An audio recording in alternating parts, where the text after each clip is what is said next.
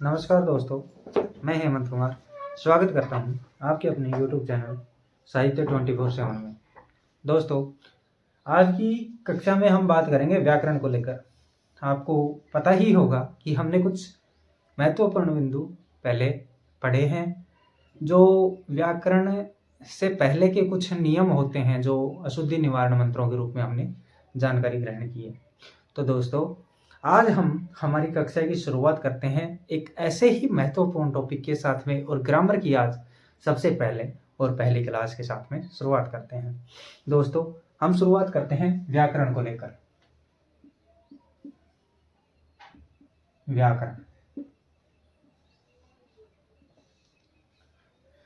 दोस्तों सबसे पहले मैं आपको व्याकरण के बारे में बता दूं कि जो हिंदी की जो व्याकरण है वो हम जो पढ़ेंगे वो सभी कक्षाओं के लिए एक महत्वपूर्ण साबित हो सकती है। छोटे बच्चे भी इसका अध्ययन कर सकते हैं और कंपटीशन एग्जाम के लिए तो ये है ही। तो दोस्तों, हम शुरुआत करते हैं व्याकरण में हिंदी भाषा को लेकर। हिंदी,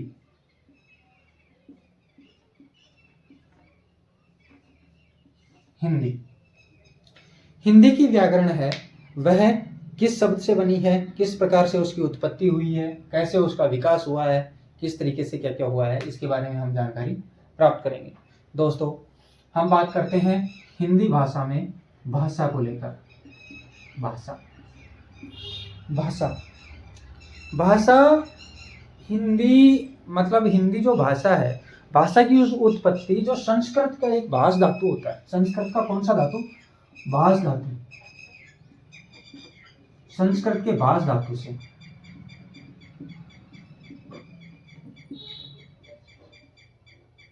संस्कृत का धातु कौन सा है?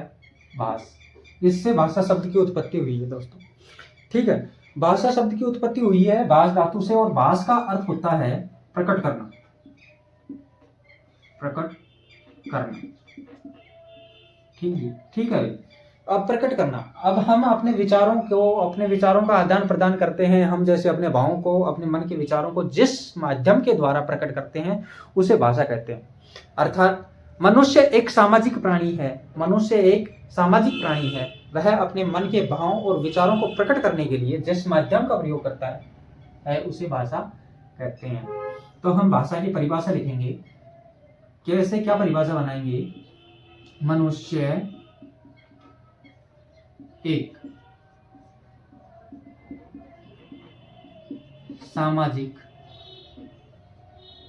प्राणी है। ठीक है, मनुष्य एक सामाजिक प्राणी है जो अपने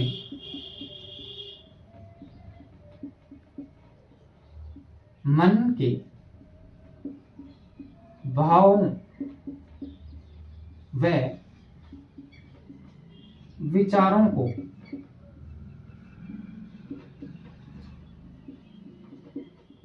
जिस माध्यम के द्वारा या जिस माध्यम से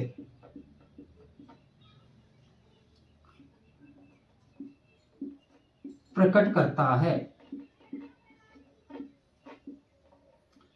उसे भाषा कहते हैं। ठीक है दोस्तों, मनुष्य जो अपने मन के जो भाव हैं, जो विचार हैं, उनको प्रकट करने के लिए जिस माध्यम का प्रयोग करता है उसे भाषा कहते हैं। अब देखो, भाषा के जो माध्यम होते हैं, अब भाषा के हम माध्यमों की बात करते हैं। भाषा के माध्यम, भाषा के माध्यम, भाषा के कुल कितने माध्यम होते हैं? 3। और 3 भाषा के माध्यम कौन कौन से होते हैं? पहला जो माध्यम होता है भाषा का वह है लिखना। दूसरा जो माध्यम होता है वह है भाषा का बोलना।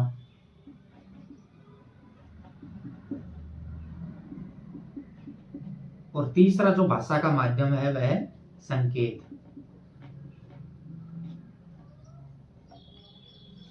मनुष्य जब अपने विचारों को लिखकर प्रकट करता है, मनुष्य जब अपने विचारों को, मन के विचारों को जो लिखकर प्रकट करता है, वह भाषा का सबसे सरल और कठिन दोनों प्रकार का माध्यम होता है, जो सरल भी है और कठिन भी है। उसे लिखकर जो अपने मन के भावों को, विचारों को प्रकट करेगा वो लिखित भाषा हो गई, और बोलकर जो मौखिक रूप से अपने भावों को और विचारों को प्रकट करता है वह है मौखिक भाषा, जिसे हम बोलना कहते हैं। उसके बाद जो सांकेतिक भाषा है वह सबसे कठिन भाषा है। जैसे कोई गूंगे बहरे लोगों को हम जिस भाषा के माध्यम से, जिस शैली के माध्यम से उनको हम अपने विचार, मन के भावों को प्रकट करते हैं, वह है सांकेतिक भाषा। दोस्तों, सबसे सरल माध्यम कौन सा है? भाषा का सबसे सरल माध्यम, सबसे सरल माध्यम, भाषा का सबसे सरल माध्यम, और भाषा का सबसे कठिन माध्यम, सबसे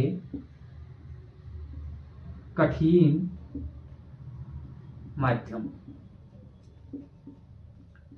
और यह जो लिखना है यह भाषा का सरल भी है और, माफ कीजिएगा, सरल और कठिन, यह एक बीच का मध्यम है, मध्यम। ठीक है दोस्तों, हमने भाषा के बारे में बात की। भाषा संस्कृत के भाष धातु से बना हुआ शब्द है, और भाष का अर्थ होता है प्रकट करना, प्रकट करना। ठीक है, मनुष्य एक सामाजिक प्राणी है जो अपने मन के भावों व विचारों को जिस माध्यम से प्रकट करता है उसे भाषा कहते हैं। आप देखिए, ये मेरे हिसाब से सबने उतार लिया होगा, वरना आप स्क्रीनशॉट ले लीजिएगा, इसका ले लिया होगा। अब हम आगे चलते हैं। हिंदी भाषा,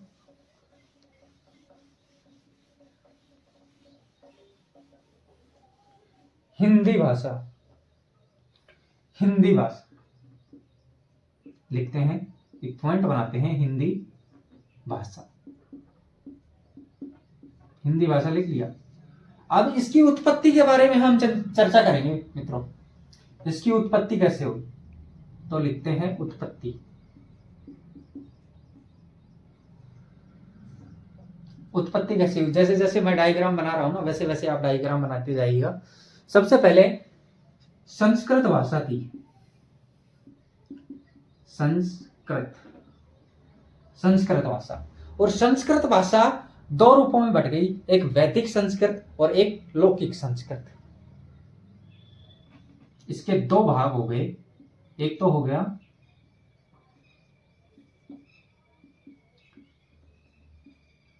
वैदिक संस्कृत और एक हो गया लौकिक संस्कृत, लौकिक संस्कृत। ठीक है दोस्तों, अब वैदिक संस्कृत का जो समय है वह 1500 ईस्वी पूर्व से 1000 ईस्वी पूर्व का माना गया है, जिसमें वेद, पुराण और उपनिषद लिखे गए हैं। इसका समय है 1500 ईस्वी पूर्व से 1000 ईस्वी पूर्व तक। और इसमें क्या क्या लिखे गए हैं? वेद, इसमें लिखे गए हैं वेद, उपनिषद और पुराण। वेद, उपनिषद और पुराण। उसके बाद में बात आती है लौकिक संस्कृत की। लौकिक संस्कृत की उत्पत्ति कब हुई है? 1000 ईस्वी पूर्व से, 1000 ईस्वी पूर्व से और 500 ईस्वी पूर्व तक। यह मतलब 500 ईस्वी का समय बन के चलेगा हमारे साथ में। तो हम देखेंगे, हमने देखा कि भाई 1500 ईस्वी पूर्व से 1000 ईस्वी पूर्व तक जो चली वो थी हमारी संस्कृत भाषा। और उसके बाद में 1000 ईस्वी पूर्व से और 500 ईस्वी पूर्व तक जो चली वो थी हमारी लौकिक संस्कृत, लौकिक संस्कृत। उसके लौकिक संस्कृत में क्या क्या रचे गए हैं? जैसे हो गया रामायण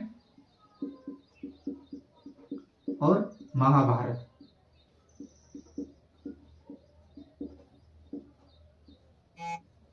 ये लौकिक संस्कृत में निकले हैं। ठीक है, अब इसके बाद में संस्कृत के इस लौकिक स्वरूप के बाद में जो भाषा का निर्माण हुआ था वो है पाली भाषा। पाली भाषा, ठीक है। अब पाली भाषा का समय भी हम इसी प्रकार से निकाल सकते हैं, जैसे 500 ईस्वी पूर्व से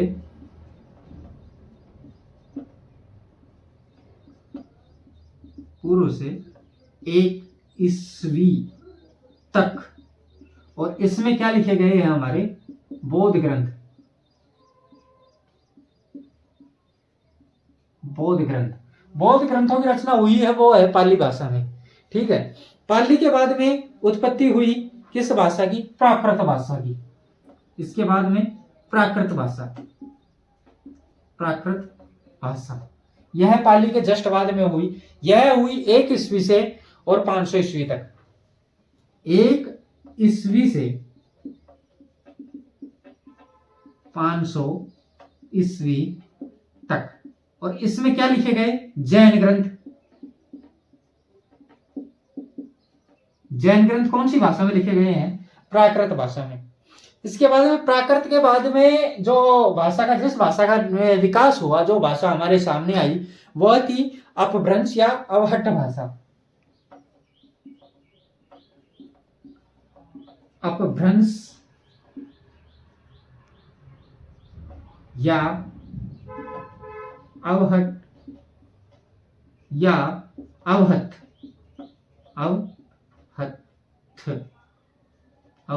भाषा। अरे भाषा को रहने दो, भाषा तो हम पढ़ ही रहे हैं ना, ऊपर लगा रखा हमने अवहत, ठीक है। इसका जो समय माना जाता है वो 500 ईस्वी से 1000 ईस्वी तक है। 500 ईस्वी से 1000 ईस्वी तक।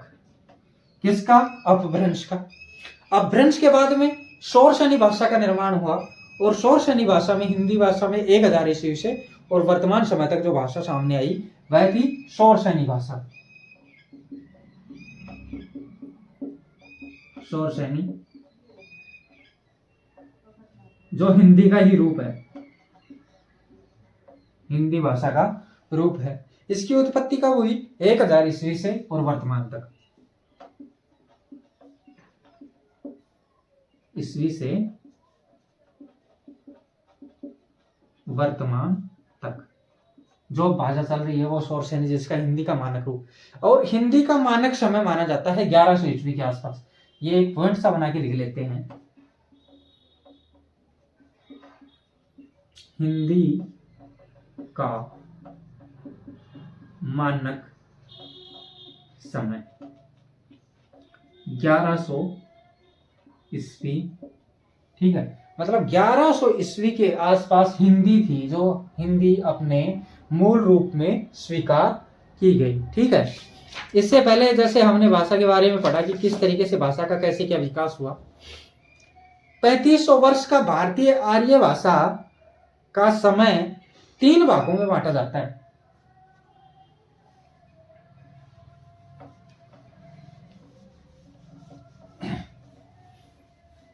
जो 3500 वर्ष का जो समय हुआ, जो ये हमारा जो समय था ये 3500 वर्ष का है।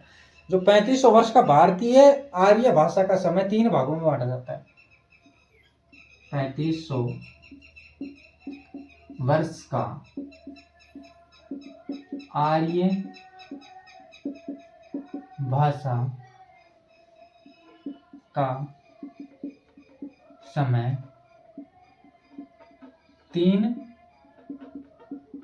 भागों में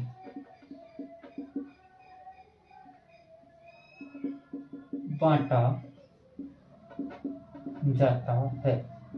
अब वो 3 भाग कौन कौन से हैं, उन 3 भागों के बारे में हम चर्चा करें। जिसका पहला भाग है, पहला भाग कौन सा है? प्राचीन भारतीय आर्य भाषा। प्राचीन भारतीय आर्य भाषा, ठीक है। प्राचीन भारतीय आर्य भाषा जो 1500 ईस्वी पूर्व से 500 ईस्वी पूर्व तक रही। 1500 ईस्वी पूर्व से 500 ईस्वी पूर्व तक प्राचीन भारतीय आर्य भाषा, जो प्राचीन भारतीय लोग थे, जो आर्य लोग थे, उनकी भाषा थी। मध्यकालीन, दूसरी मध्यकालीन भारतीय आर्य भाषा, मध्यकालीन भारतीय आर्य भाषा थी वह 500 ईस्वी पूर्व से 500 ईस्वी पूर्व से 1000 ईस्वी तक, 1000 ईस्वी तक, ठीक है। जो मध्यकाल में मध्यकालीन थी, जो मध्यकालीन भारतीय आर्य भाषा। इसके बाद में लास्ट आधुनिक भारतीय आर्य भाषा।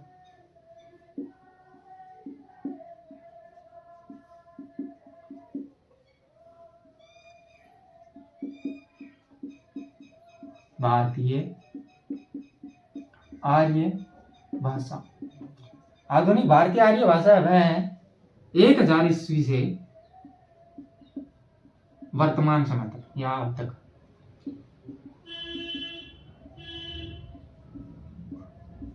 या अब तक। यह हिंदी का प्रगति पथ था कि किस तरीके से हिंदी ने कैसे क्या प्रगति, ठीक है। अब संपूर्ण हिंदी व्याकरण के बारे में हम जानकारी लेते हैं।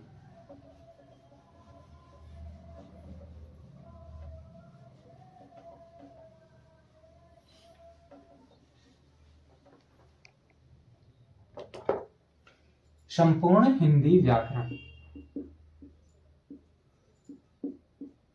संपूर्ण हिंदी व्याकरण को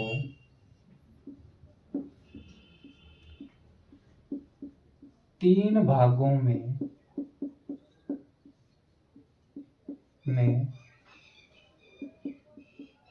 बांटा गया है। संपूर्ण हिंदी व्याकरण को 3 भागों में बांटा जाता है या बांटा गया है। कौन कौन सा व्याकरण?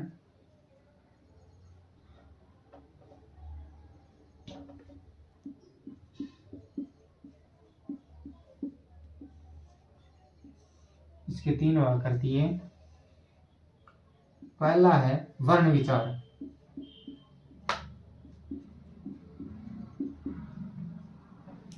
दूसरा है शब्द विचार,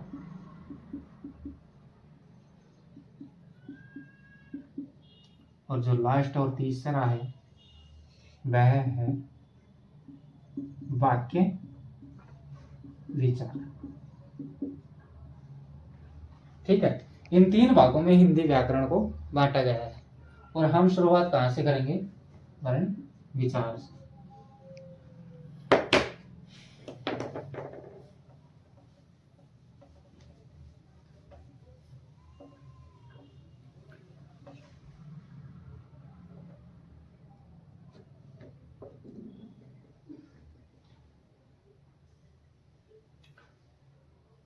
हमारा टॉपिक है वर्ण विचार को लेकर।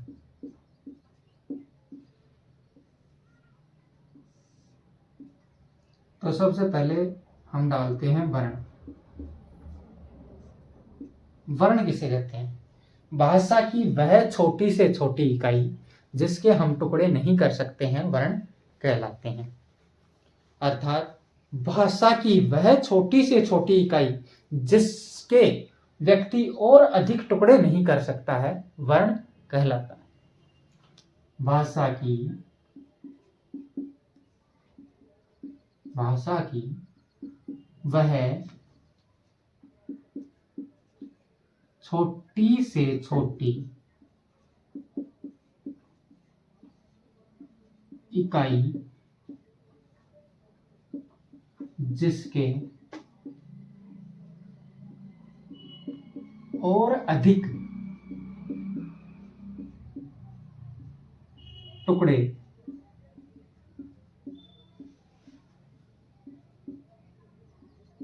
संभव न हो या भाषा की वह छोटी से छोटी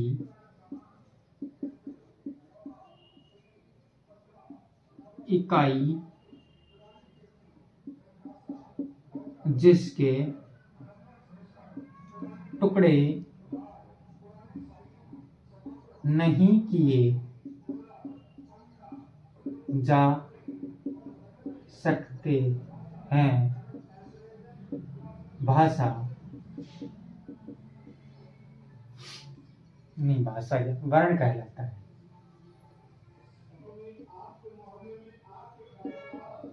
वर्ण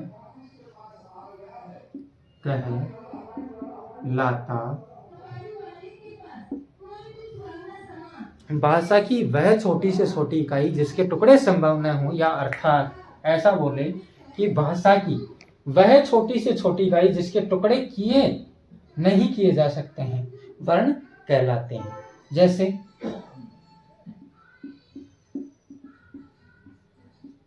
क हो गया, ज हो गया, च, प, ब, य, जिनके नीचे हल चिन्ह का प्रयोग किया गया है, मतलब कि इसके टुकड़े और अधिक संभव नहीं है। लेकिन इसके और अधिक टुकड़े संभव नहीं है, इसलिए यह भाषा की सबसे छोटी इकाई है जिसे हम वर्ण कहते हैं, ध्वनि। अब दूसरा लिखते हैं बिंदु ध्वनि। अब ध्वनि किससे कहते हैं? मौखिक रूप से भाषा की छोटी से छोटी इकाई ध्वनि कहलाती है।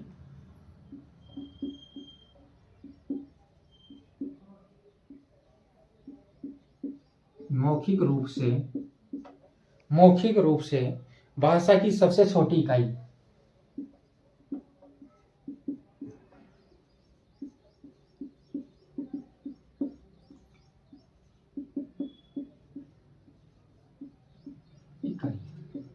मौखिक रूप से भाषा की सबसे छोटी इकाई ध्वनि होती है। ध्वनि होती है, ठीक है। अब ध्वनि क्या होती है? जैसे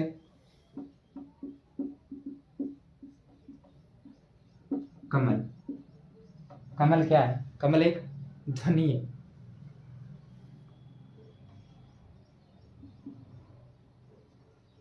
ये तो हो गई इधर तो ध्वनि कमल, और एक इधर देखेंगे तो ये वर्ण निकालना वर्ण भी हो जाएंगे वर्ण।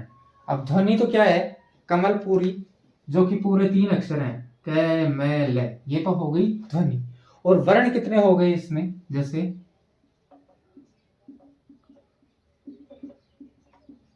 म ए ल ए, कमल।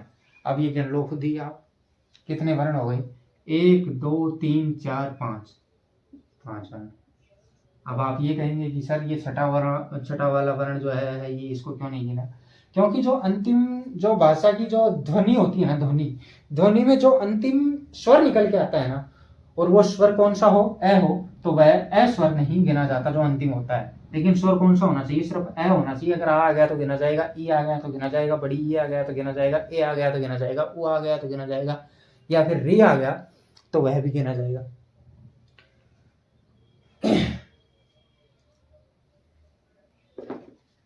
और आगे बढ़ते हैं।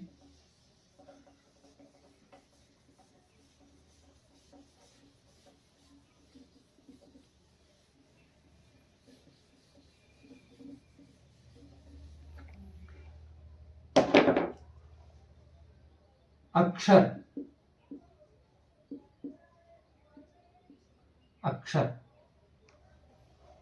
अब देखो यह 2 शब्दों से मिलकर बना है। अक्षर जो शब्द है, अक्षर जो ध्वनि है वह 2 शब्दों से मिलकर बनी है। ए धन क्षर। ए मतलब नहीं और क्षर मानी नाश। यानी वह वर्ण मुख के द्वारा उच्चारित वह ध्वनि जिसका नाश नहीं हो सके अक्षर कहलाते हैं। ए मानी नहीं, क्षर मानी नाश। तो इसकी परिभाषा बनती है मुख से उच्चारित वह ध्वनि जिसका नाश नहीं हो सके। यानी मुख के द्वारा उच्चारित वह ध्वनि जिसका नाश न हो या नाश न हो सके अक्षर कहलाते हैं। अक्षर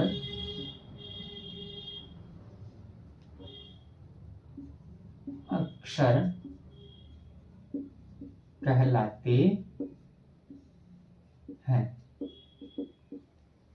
फोनोग्राम। ठीक है, अब नाश कैसे नहीं हो सकता? जैसे इसके कुछ उदाहरण देख लेते हैं। क्या हो? हल वाला कर, अद्धा अधूरा, च,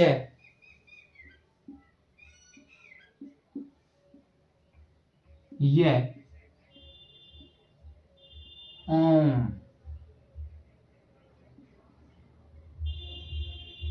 ओम,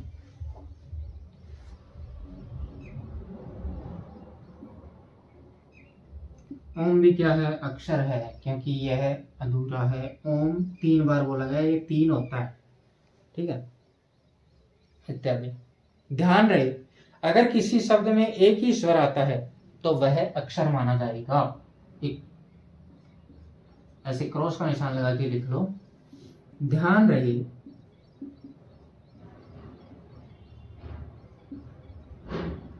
जैसे किसी भी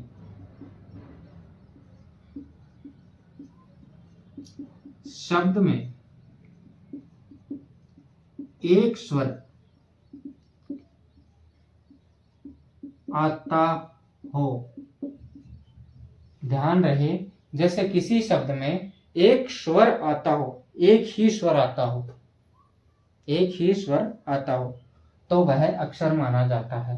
एक ही स्वर आता हो तो वह अक्षर माना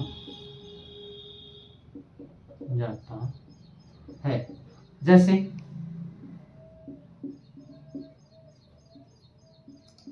स्नान और स्नान, इसको डिफाइन करते हैं। ठीक है,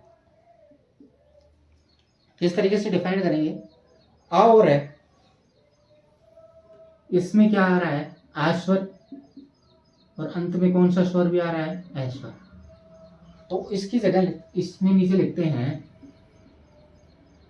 इसमें 2 स्वर प्रयुक्त हुए हैं तथा यह अक्षर नहीं है। जिसमें 2 स्वर प्रयुक्त हुए हैं वह अक्षर नहीं। और स्नान, इसमें कौन सा स्वर आ रहा है? आ। तो इसमें लिखते हैं, इसमें एक ही स्वर प्रयुक्त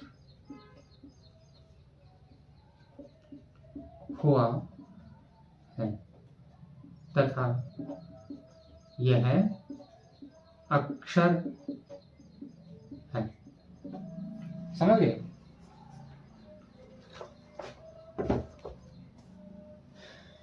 देखो, मुख से उच्चारित वह ध्वनि जिसका नाश नहीं हो सके अक्षर कहलाते हैं।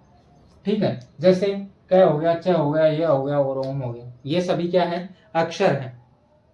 ठीक है, इसके बाद में हमने लिखा, ध्यान रहे जैसे किसी भी शब्द में एक ही स्वर आता हो तो वह अक्षर माना जाएगा। उसके बाद में हमने स्नान को दोनों को डिफाइंड किया, इसमें 2 स्वर आ रहे हैं, इसमें 1 स्वर आ रहा है, तो यह अक्षर नहीं है और यह अक्षर अक्षर है।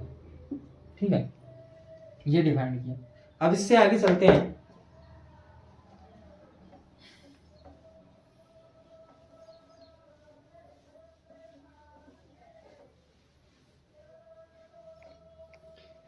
एक छोटा सा विशेष डाल के लिखते हैं। ठीक है, विशेष जो बहुत ज्यादा उपयोगी है विशेष। और विशेष क्या है, ध्यान रहे, जब तीनों से आते हों तो, जब तीनों से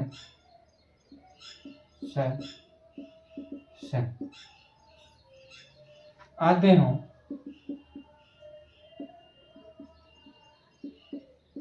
ठीक है, सबसे मेन बात, जब तीनों से आते हों तो यह र ल व वर्ण को छोड़कर वर्णमाला में, तो यह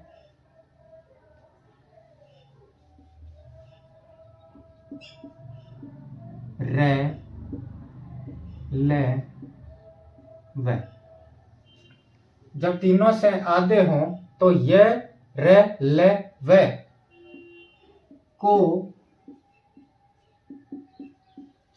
छोड़कर वर्णमाला में कोई भी, इन तीनों को, ये 4 है, ये र ल व को छोड़कर वर्णमाला में किसी भी या कोई भी वर्ण के साथ, वर्ण के साथ, सॉरी माफ कीजिएगा, आने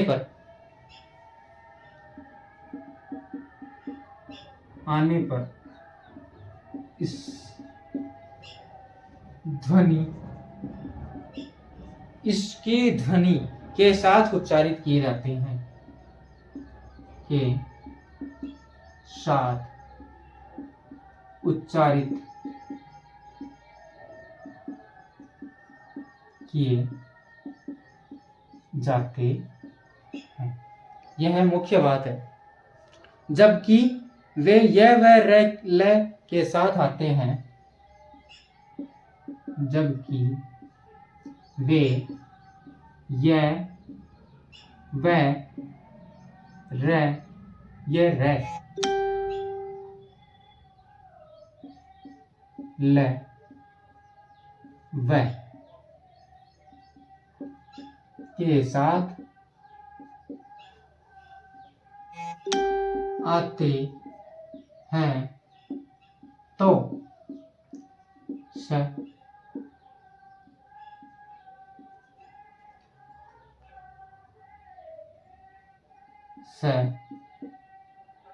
और स के रूप में ही उच्चारित किए जाएंगे। ठीक है, जैसे स्नान, जैसे स्नान।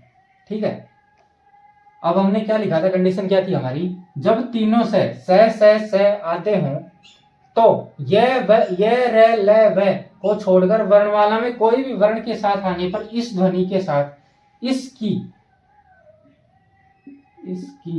ध्वनि के साथ उच्चारित किए जाते हैं। जबकि वे यह र ल व के साथ आते हैं तो स के रूप में ही उच्चारित किए जाएंगे। जैसे स्नान, स आधार है, और यह व र ल, यह र ल व को छोड़कर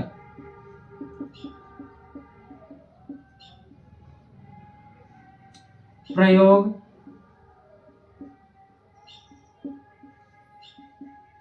किया गया है तो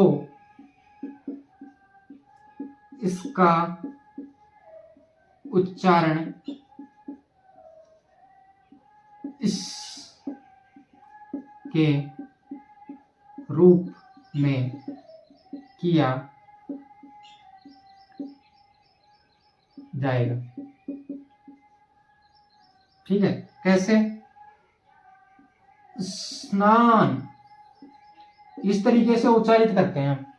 ठीक है, अब जो दूसरा शब्द है वो दूसरा शब्द ले लो, श्लाघा। आप देखो ये जो श है, ये र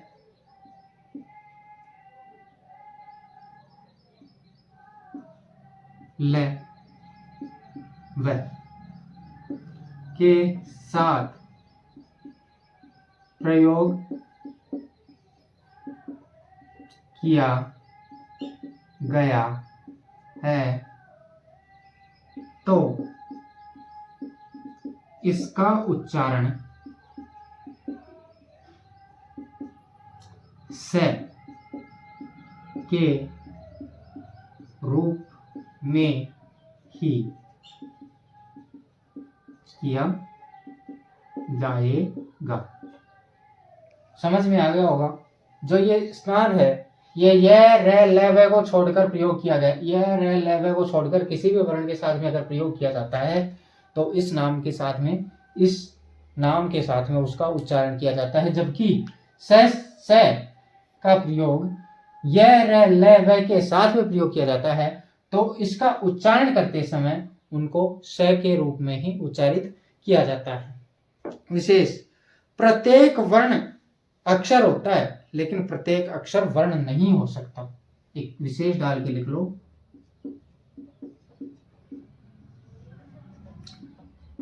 प्रत्येक वर्ण अक्षर होता है लेकिन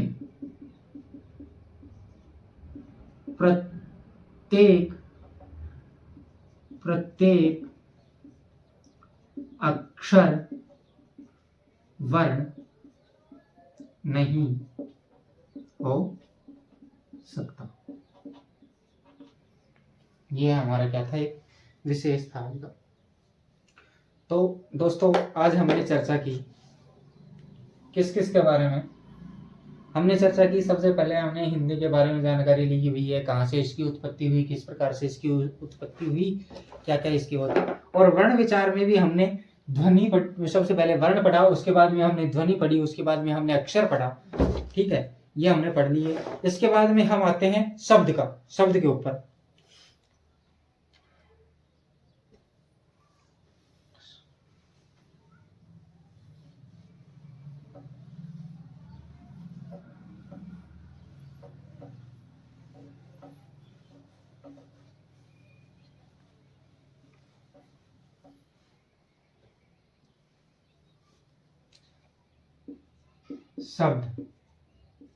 शब्द किसे कहते हैं?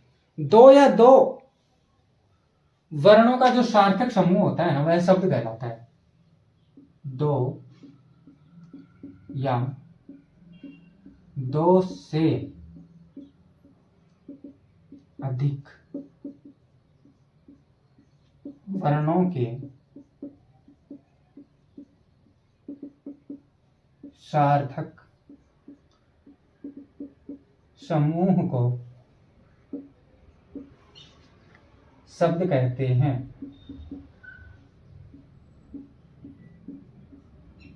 एक बार ध्यान दीजिएगा, दो या दो वर्णों का समूह हो लेकिन वह क्या हो, सार्थक हो, वही शब्द कहा जाएगा। अगर वह उसका जो दो वर्णों का समूह हो लेकिन वह सार्थक नहीं हो तो वह शब्द नहीं कहा जाएगा। जैसे हम बात करते हैं पवन, प व न, प ए व ए न ए, ठीक है, पवन। इसके हमने कर लिए टुकड़े, प व न, लेकिन ये क्या है, यह सार्थक है। सार्थक का मतलब अर्थ के साथ, सार्थक, से धन अर्थ धन अक बराबर सार्थक। से मानी साथ, किसके, अर्थ के। कोई शब्द, कोई वर्ण जब अर्थ के साथ में प्रयुक्त होता है वह सार्थक कहलाता है, और सार्थक वर्णों का समूह ही शब्द कहलाता है। समझ में आ गया होगा। दूसरा उदाहरण ले लेते हैं, जैसे कमल, कमल, क, मैं और ले। क,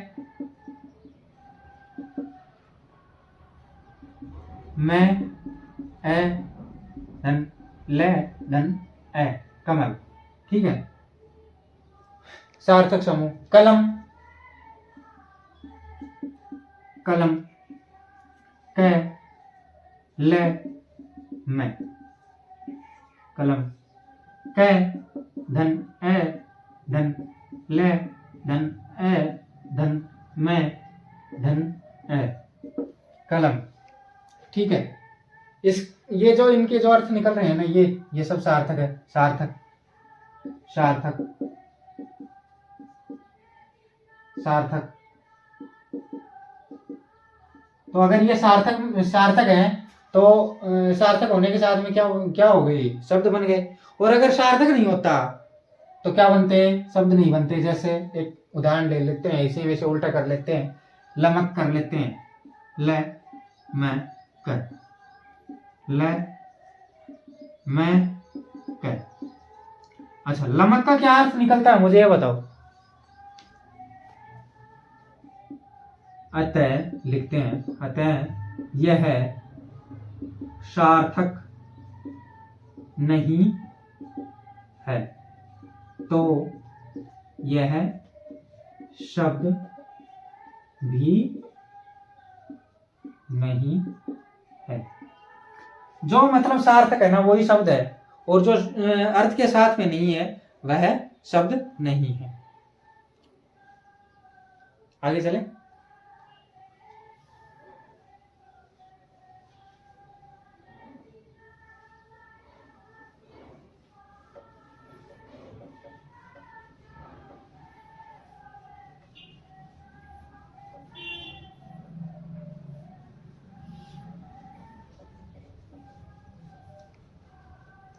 वर्णमाला,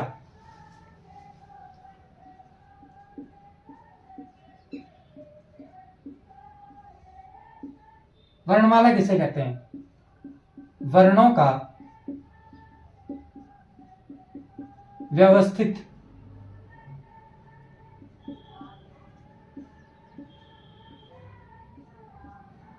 वर्णों का व्यवस्थित समूह ही वर्णमाला है।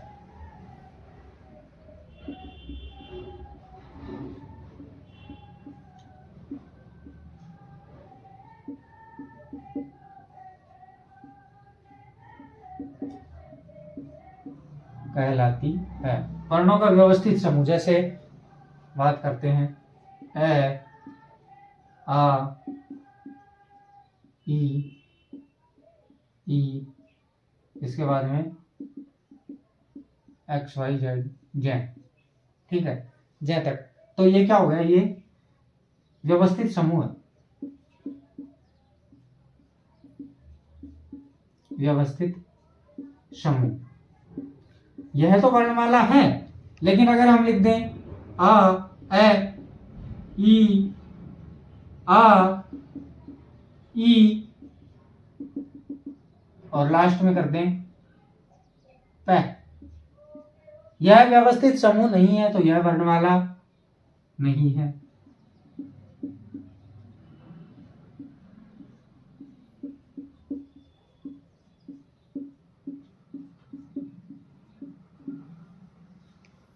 ये तो हो गई वर्णमाला और ये वर्णमाला नहीं है इसका, क्योंकि ये इसका व्यवस्थित समूह नहीं है। वाक्य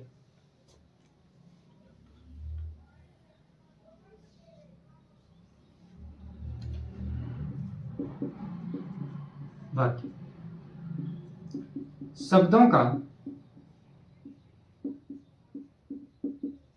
सार्थक समूह वाक्य कहलाता है। ठीक है, एक परिभाषा तो यह हो गई कि शब्दों का जो सार्थक समूह है वो वाक्य कहलाता है। अर्थात दो या दो से अधिक शब्द मिलते हैं, अर्थात दो या दो से अधिक शब्द मिलकर पूरे अर्थ का बोध कराते हैं, वाक्य कहलाता है। कैसे? विशेष भावार्थ के आधार पर भाषा की, जैसे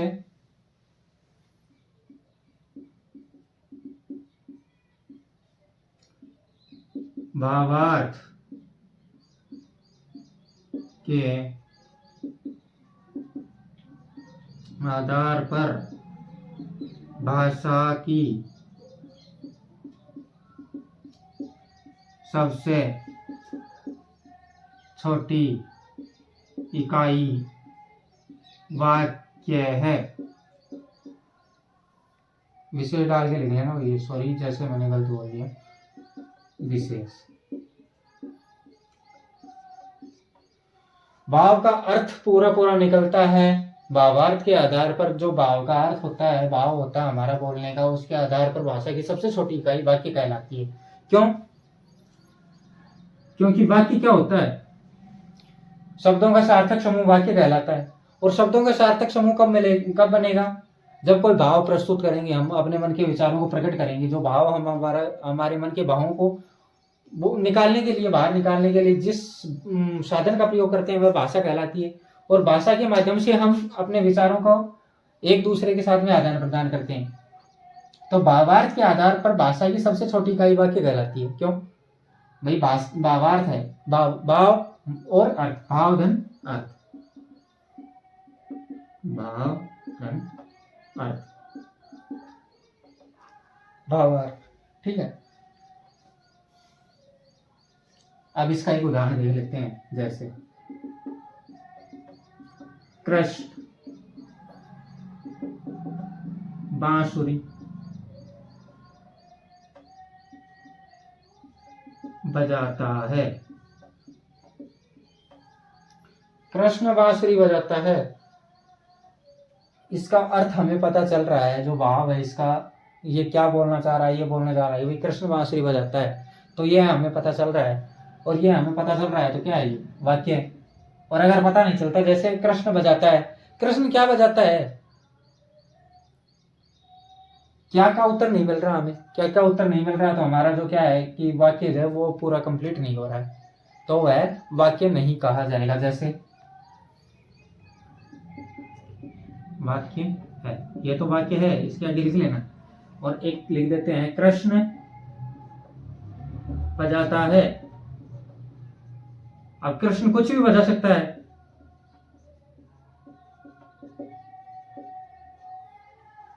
कृष्ण ढोलक भी बजा सकता है, कृष्ण बाजा भी बजा सकता है, कृष्ण पुंगी भी बजा सकता है, कृष्ण मुरली भी बजा सकता है, कुछ भी बजा सकता है, लेकिन हमें पता नहीं चल रहा ना। तो भावार्थ के आधार पर इसीलिए हमें बताया गया है कि भावार्थ के आधार पर भाषा की सबसे छोटी इकाई जो होती है वह क्या होती है, वाक्य होती है। आगे बढ़ते हैं।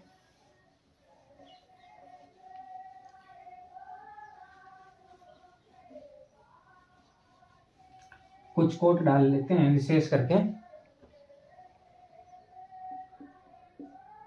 विशेष डाल के और छोड़ दो।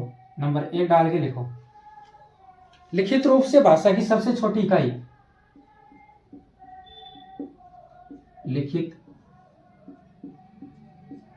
रूप से भाषा की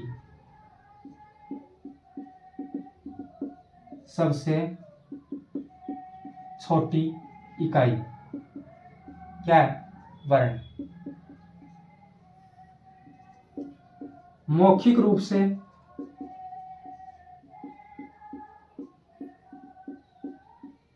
भाषा की सबसे छोटी इकाई क्या है, ध्वनि। ठीक है। अर्थ के आधार पर भाषा की सबसे छोटी इकाई,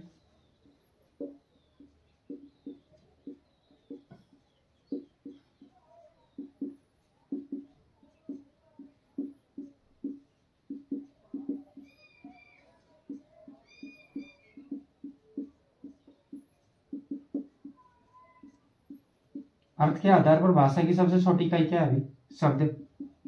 क्योंकि शब्द का तो हम अर्थ ग्रहण कर सकते हैं ना, और शब्द नहीं होगा तो उसका अर्थ हम कैसे ग्रहण कर पाएंगे, इसलिए अर्थ के आधार पर भाषा की सबसे छोटी इकाई शब्द होती है। और भावार्थ के आधार पर भाषा की सबसे छोटी इकाई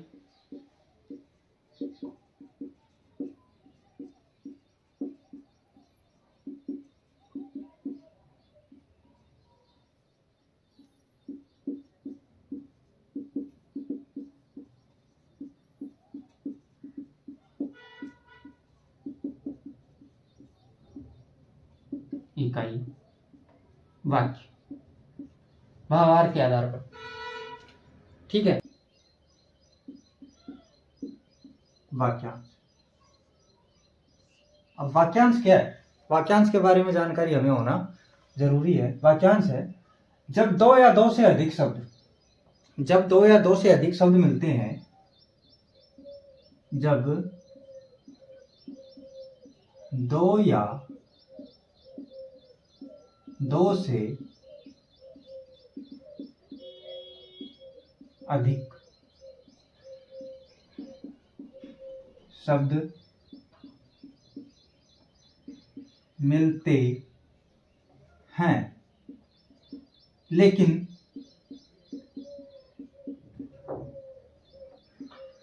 पूर्ण अर्थ का बोध नहीं होता है, तो उसे वाक्यांश कहते हैं। जैसे उदाहरण देख लीजिएगा, जैसे उदाहरण है ईश्वर पर विश्वास रखने वाला, ईश्वर पर विश्वास रखने वाला, ये एक प्रश्न सा बन गया। ईश्वर पर विश्वास रखने वाला, ईश्वर पर विश्वास रखने वाला कौन है, जो ईश्वर पर विश्वास रखता है कौन है, आस्तिक है। लेकिन यहाँ पे पूर्ण अर्थ का बोध नहीं हो रहा है, तो ये क्या है, वाक्यांश है। अगर पूर्ण अर्थ का बोध हो जाता तो क्या बन जाता, ये वाक्य बन जाता। ठीक है। दूसरा, धर्म में विश्वास रखने वाला,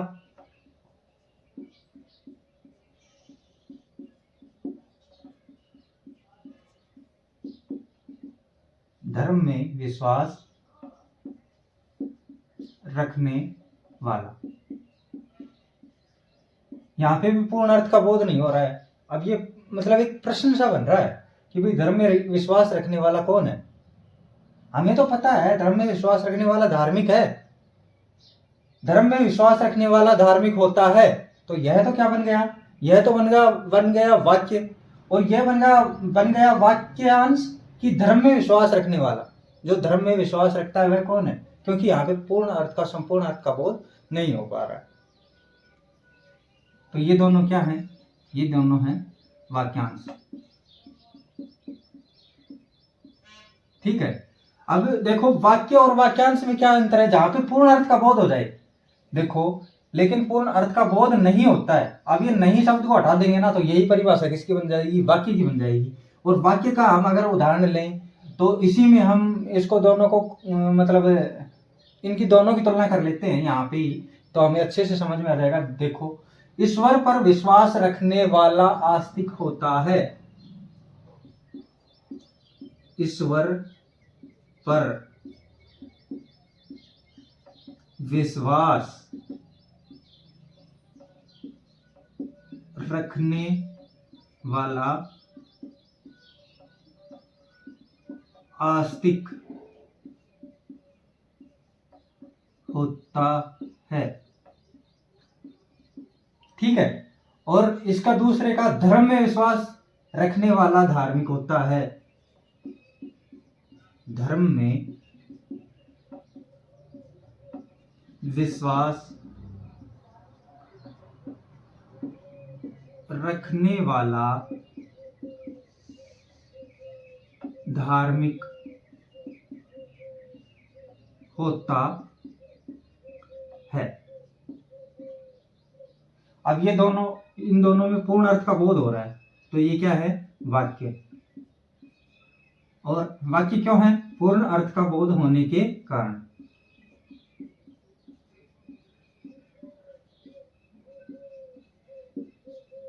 पूर्ण अर्थ का बोध होने के कारण। समझ में आ गया होगा। आगे बढ़ते हैं। आगे है हमारा पद।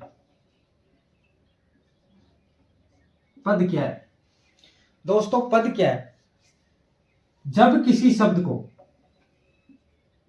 जब किसी शब्द को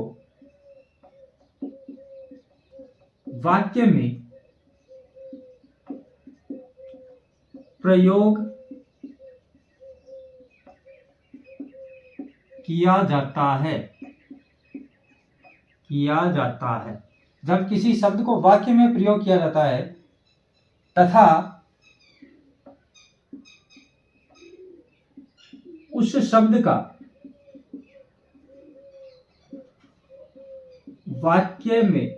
वाक्य के अन्य शब्दों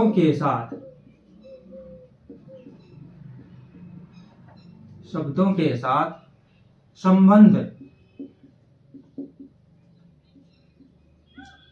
स्थापित हो जाता है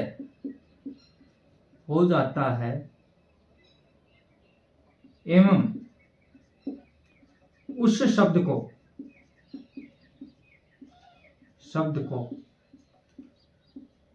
व्याकरणिक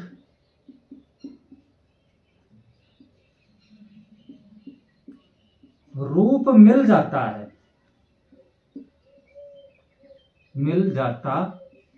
है, उसे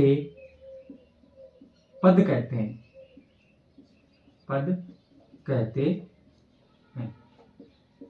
समझ गए भाई, कोई शब्द है उसको वाक्य में प्रयोग किया गया, और वाक्य में प्रयोग किए जाने के बाद में उस शब्द का वाक्य के जो अन्य शब्द है ना, उनके साथ में संबंध स्थापित हो जाता है। मतलब उनके साथ में संबंध भी बन गया, क्योंकि वाक्य में प्रयोग किया जाएगा तो उस शब्द का अपने पड़ोसी शब्दों के साथ में संबंध स्थापित होगा, एवं उस शब्द को व्याकरणिक रूप मिल जाता है। भाई उस शब्द को अगर किसी वाक्य में प्रयोग करेंगे तो उसका कुछ न कुछ व्याकरणिक दृष्टि से कुछ न कुछ उसमें निकलेगा, उसको रूप मिलेगा, व्याकरणिक रूप, तो उसे ही पद कहते हैं। ठीक है, जैसे मोहन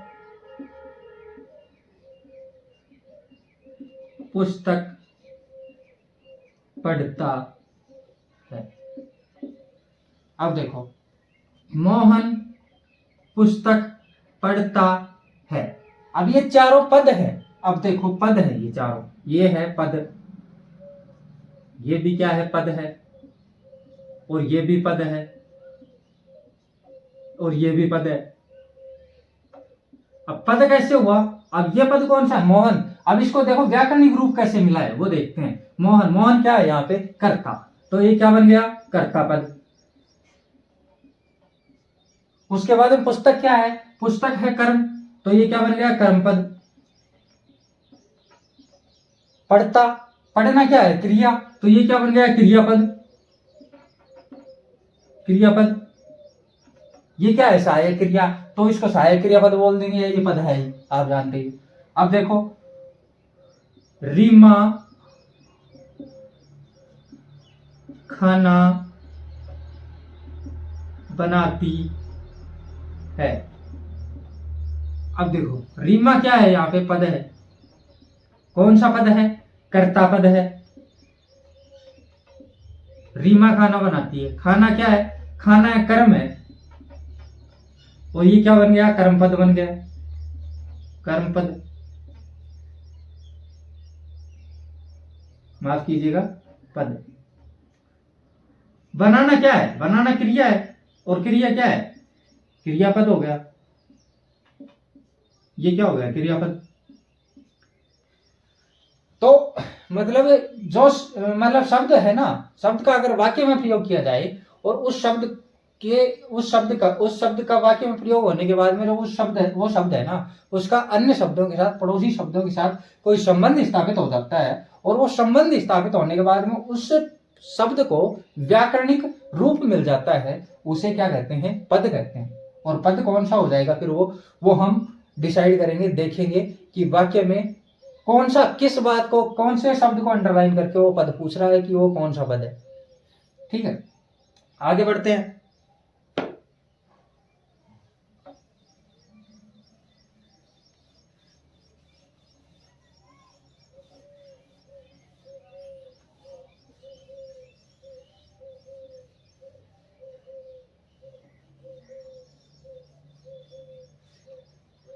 शब्द और पद में अंतर।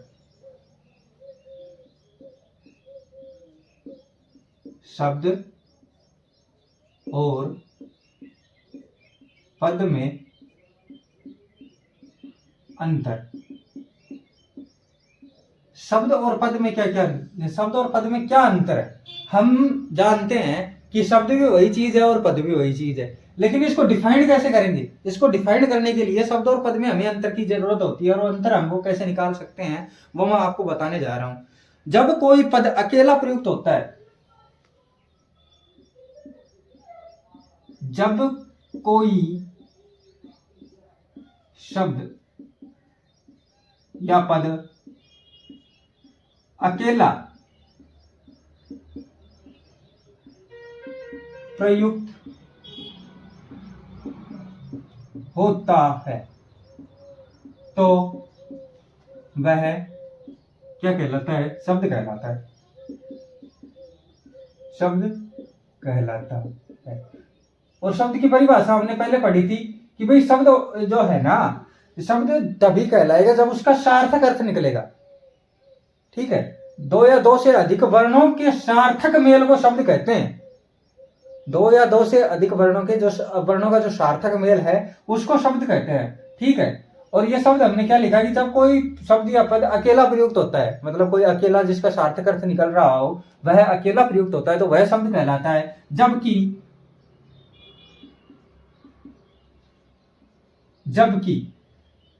उस शब्द का वाक्य में प्रयोग किया जाता है और उस शब्द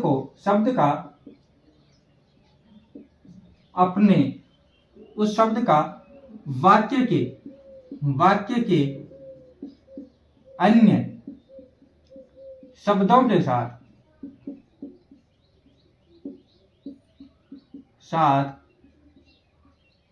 संबंध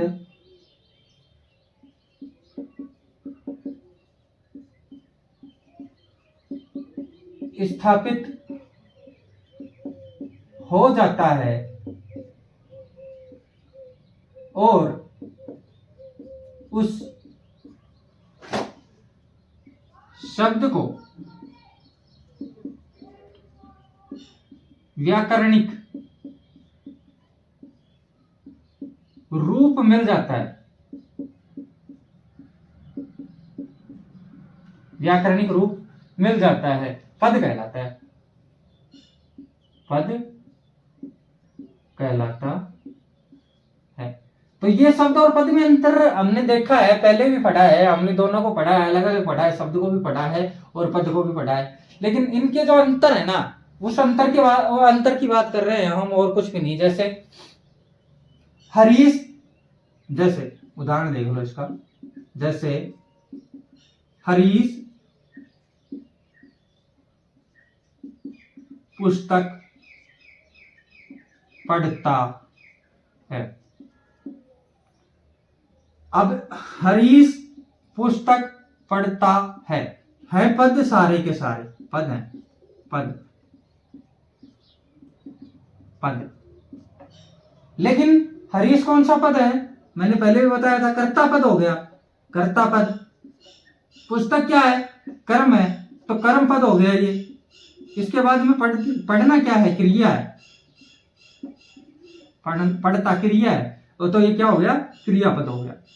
अब देखो इधर ही मैंने देखो, अब मैंने हरीश की बात की, हरीश पुस्तक पढ़ता। अब ये तीनों क्या है? ये शब्द है, शब्द और ये शब्द। हमें कैसे पता चला? अब ये शब्द कैसे हुआ? हरीश अलग आया है, अकेला आया है तो शब्द है। पुस्तक अकेली आई है तो शब्द है, इसके साथ में कुछ और नहीं जुड़ रहा है। और पढ़ता अगर अकेला आया है तो वह क्या है? शब्द है। और अगर इन तीनों का एक ही वाक्य में प्रयोग किया जाए कि हरीश पुस्तक पढ़ता है, और इनके नीचे अंडरलाइन करके पूछे, तो क्या होंगे? ये सारे के सारे क्या होंगे? ये पद होंगे। समझ में आ गया होगा? ठीक है, तो आगे बढ़ते हैं।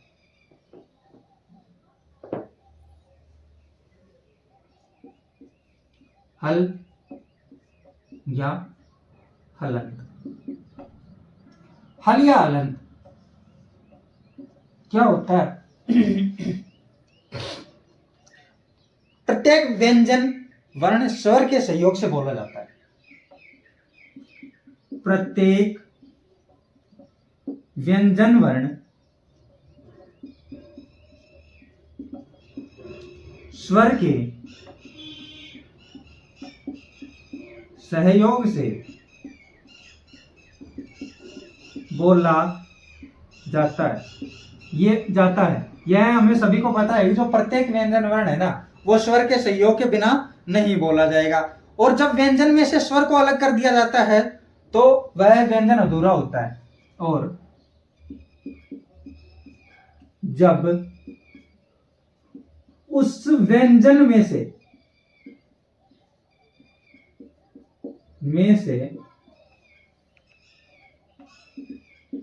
स्वर को अलग कर दिया जाता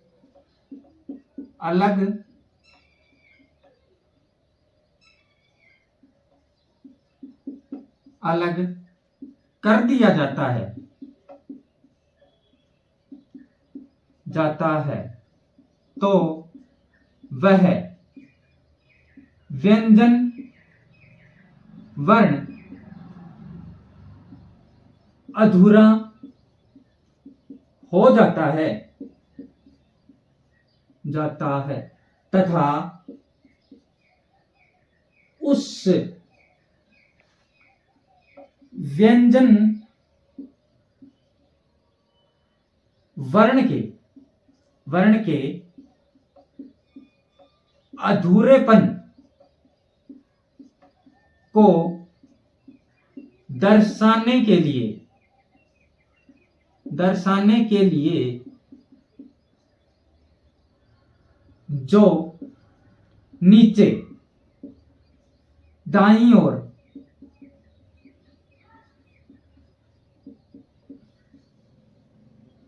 तिरछी, दाईं ओर, माफ कीजिएगा, दाईं ओर तिरछी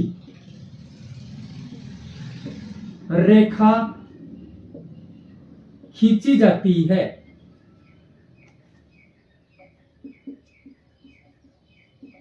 उसे हल चिन्ह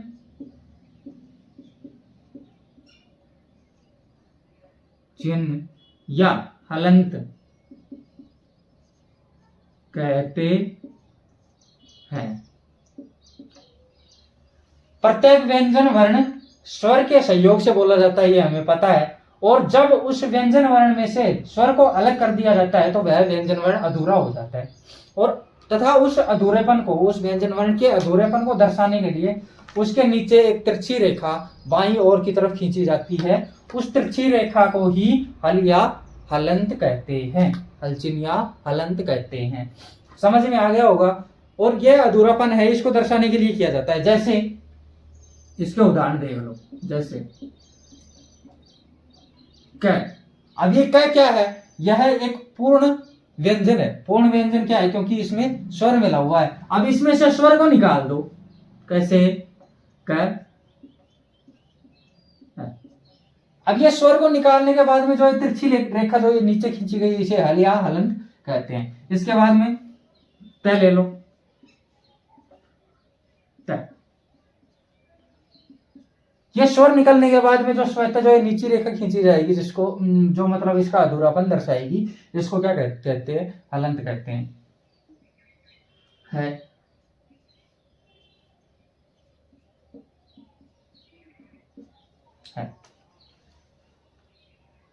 तो दोस्तों, उम्मीद करता हूं कि आज की कक्षा में आपको बहुत कुछ सीखने को मिला होगा और समझ में भी आया होगा। इसी उम्मीद के साथ आज की क्लास को यहीं समाप्त करते हैं। दोस्तों, मैं आपसे निवेदन करता हूं कि आप इस चैनल को प्लीज़ लाइक, शेयर और सब्सक्राइब करते रहें, जिससे हमें मोटिवेशन मिलता रहे। हमें मोटिवेशन मिलेगा तो कुछ और अच्छा कंटेंट देने की कोशिश करेंगे। तो दोस्तों, आपसे निवेदन है कि इसको अपने दोस्तों से ज़्यादा शेयर करें और हमारा हौसला अफजाई करें। धन्यवाद दोस्तों। मिलते हैं अगली कक्षा में स्वर के वर्गीकरण के साथ में, जो स्वरों का वर्गीकरण होगा उसके लिए। ठीक है। उसके बाद में हम व्यंजन का वर्गीकरण पढ़ेंगे और फिर हमारा वर्ण विचार कंप्लीट हो जाएगा। उसके बाद में हम व्याकरण की कोटियों की तरफ चलेंगे या फिर व्याकरण की रचना ज्ञान की तरफ चलेंगे, शब्द ज्ञान की तरफ चलेंगे। ठीक है। धन्यवाद दोस्तों। खम्मा गई।